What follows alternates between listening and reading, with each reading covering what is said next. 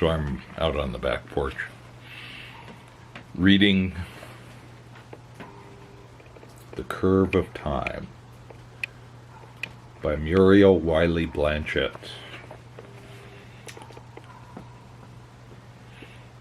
This is the fascinating true adventure story of a woman who packed her 5 children onto a 25-foot boat and explored the coastal waters of British Columbia, summer after summer in the 1920s and 1930s. Acting single-handedly as skipper, navigator, engineer, and of course mother, Muriel Wiley Blanchett saw her crew through exciting and sometimes perilous encounters with fog, rough seas, cougars, bears, and whales, and did so with high spirits and courage. On these pages, an independent woman with a deep respect for the native cultures of a region and a refreshing wonderment about the natural world comes to life.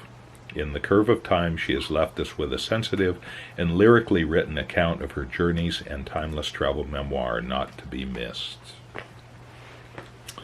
And it's true. This is just one of my favorite books. So, it's first published in 1961 and has been through numerous reprintings.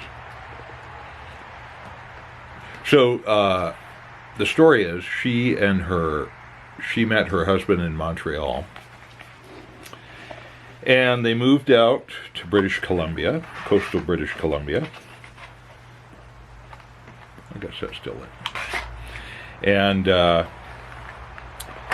they bought a little house in the woods on up by Saanich, north of Victoria, at Curtis Point, and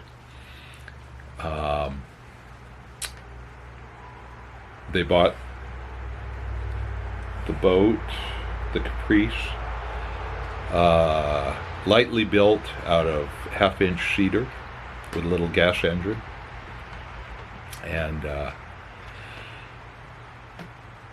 they had 5 kids, all just dunk. And then in 1926, her husband was out on the boat and apparently drowned because they found the boat floating out there but no husband. They never did find him. So,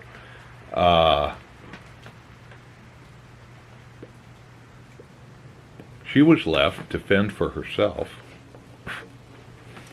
and her 5 children. So what she did is they rented out their little house at Curtis Point during the summers and used that income then to live on sparingly. And so they had to go somewhere, so they hopped on the boat and went up coast. Some great stories. So, and I'm smoking a Brebbia Coral. I think it just means coral, actually. So this is, somehow the shape, the size, everything just kind of works for me to have a nice smoking pipe. So, and this is a second one that I picked up on eBay. First one with the chewed up bit. I still like that pipe, but this one was in better condition and the price was right, so I went ahead and picked it up. And I'm smoking some very vintage, or relatively quite vintage, Star of the East from Cornell and Deal. So there's a little bit left in there. I bought it in like 2007, and I didn't really like it. When I opened the tin, I really gave it a good college try there too.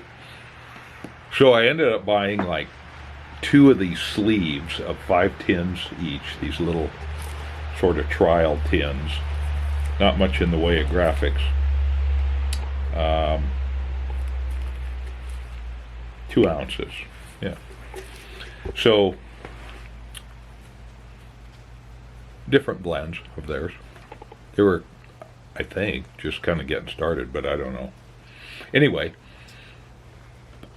it was really cheap at the time. It was like 23 or 25 bucks. Where'd I get it? I don't know. It was through the mail. But anyway, I thought, oh, I'll have all these tobaccos to try. Well, I tried Byzantium, Star of the East, and Havana Daydream, and those are the only tins, I think, that I've opened. And yeah,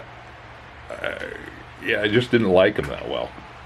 So, but now they've mellowed. I remember them being kind of edgy. You know, just not bitey, but just a little raw. And so, yeah, I just kind of pushed them to the back of the shelf and forgot about them. But now that I have found them, I'm enjoying them. So, and it's a nice evening out here. It's a bit like 11 o'clock at night, and 48 degrees. So it's been really rainy, and when it's really rainy here, it usually means tropical moisture coming up. So it's usually much warmer, unless some cold air comes down from the Great White North, and then we get snow. But and that could happen. We had it earlier, but at the moment it's just a lot of rain. So, and we're kind of, it's a little drippy, but it's not raining at the moment. But the temperature is really reasonable. It's like 48 degrees. That's as low as it's going to get tonight. And then tomorrow's high is going to be 53. So that's pretty typical. But you have to dress for it. You have to wear some weatherproof clothes. So anyway, these are great stories. And if you don't mind, I will read one called Cougar. So one kind of feeds on the other. But, you know, I don't want to read you the whole book. Do I? I don't think so. Even though I loved it. But, so anyway, we never started off at the beginning of the summer expecting trouble or exciting things. At least not after the first couple of years. Then I think we were looking for adventures. Later, when we found out what adventures were like, we tried to avoid them. But they came anyway. So after that, except for exercising due care, as the early explorers said, we neither anticipated them nor tried to avoid them. We just accepted them as a normal part of the increasing number of miles we logged every summer. This summer we had exercised due care by leaving our Gordon setter at home.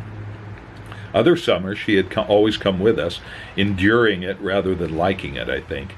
She always had to tow behind in the dinghy unless it was really rough. If we didn't have the sense to know when that stage was reached, she always did.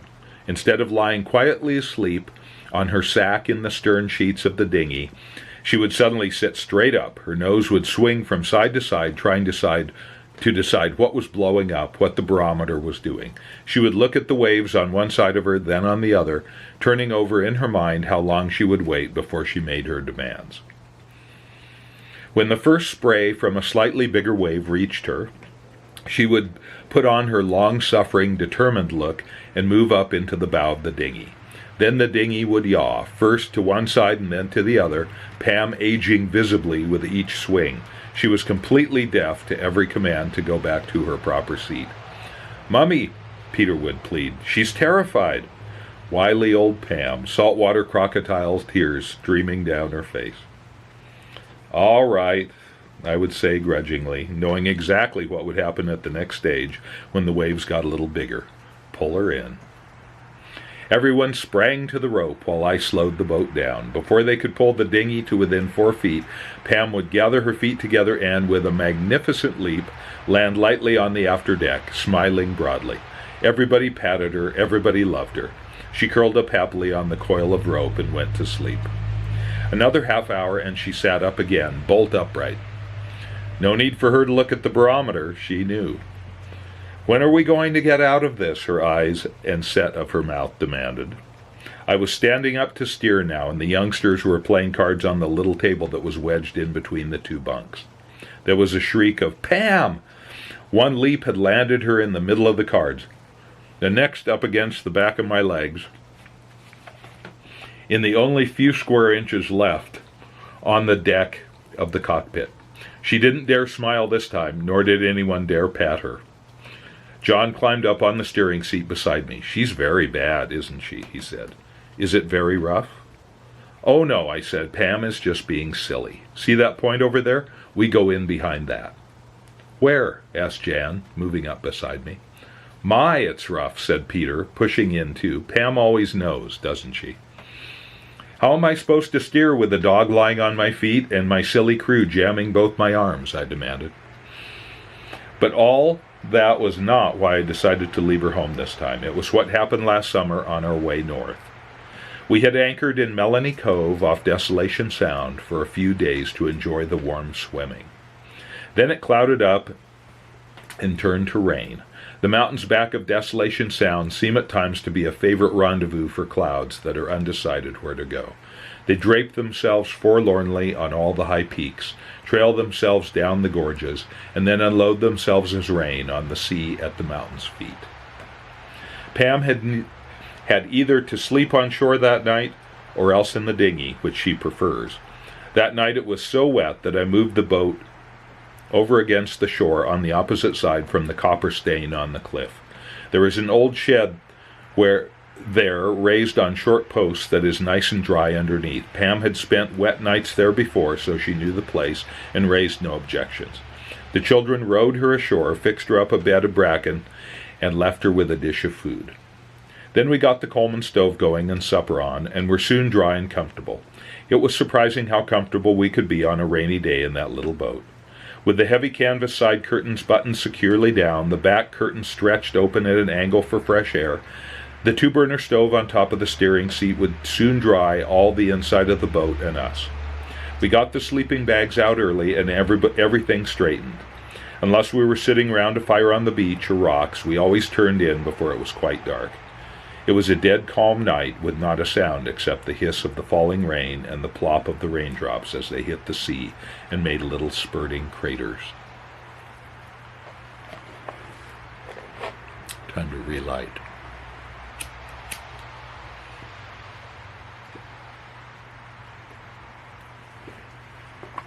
Now remember, this is the 1920s and 30s. So it was a time on the coast where the hand loggers who had moved in and homesteaded and logged some of the big trees close to the water where they could fall them, and they would fall in the water. And then they would tie them up into booms and then either row them, those log booms, or commission somebody to bring them to a mill. And so that's how they made their money. But by this time, in the 20s and 30s, most of that timber along the shore had been harvested. So the hand loggers were no longer there. There were some bigger operations, but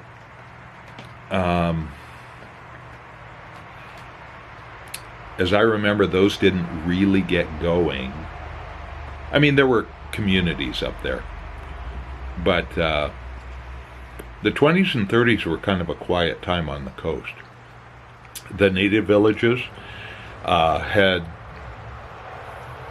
a lot of people had either died in the smallpox epidemics early on, and many of those villages were deserted. And then the kids were sent to, what do they call those? Residential schools, where they lived away from their families. They weren't allowed to speak their language. They were taught minor skills. So the tribal communities on the coast were fragmented and quite quiet at that time as well. And a lot of the villages were actually in the past now, so except for the largest ones. There was still steamship service, but that steamship service required people to be living up the coast to pay for it, and like I say, it was pretty quiet, so not a whole lot of people around. So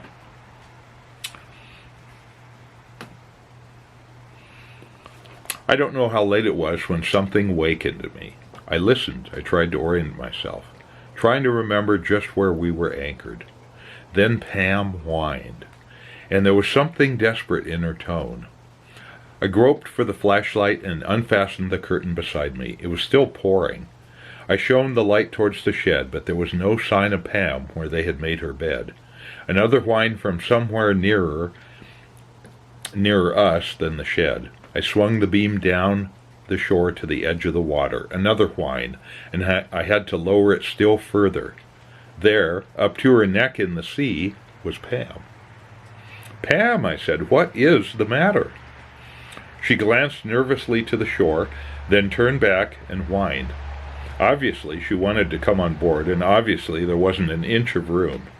The dinghy, where she often slept in fine weather, was half full of water, and the sky was giving us all it had. Pam didn't like bears, but a black bear wouldn't bother her tucked under a shed like that.